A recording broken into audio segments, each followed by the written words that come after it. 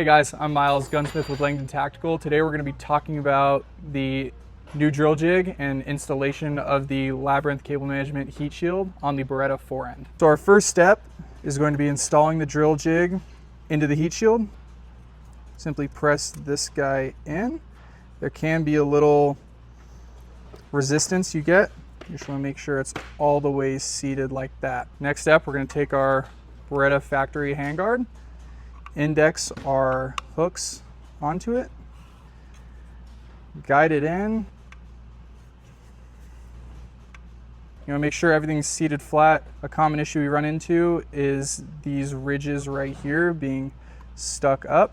Just want to make sure they're all the way down. Grip is very important while you're installing the drill jig. You want to have your thumb on top of the V2, pressing down, applying force so that there's no chance that that drill jig can put it anywhere except exactly where it needs to be. Next step, taking our drill, slow and smooth, doesn't need to go crazy fast on both sides.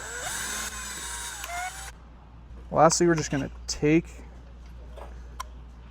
our jig out and move on to the installation. We're going to start with our Beretta handguard adapter. Slides on, snaps into place. You want to make sure it's seated with your receiver. No gaps in here. Take our handguard, slide it over our mag tube, guide it all the way on.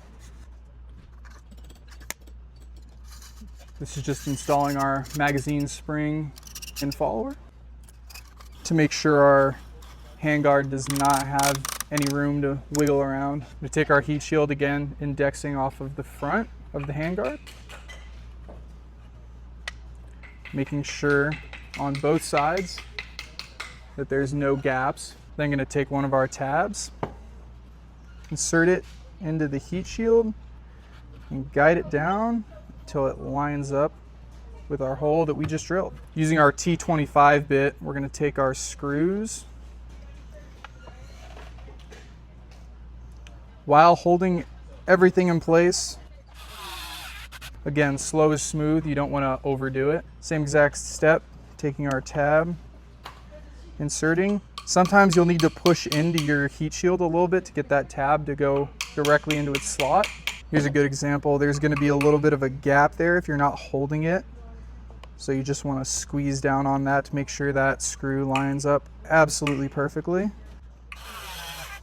And just like that, no play. We have no gaps in our heat shield, sitting flush with our Beretta forend.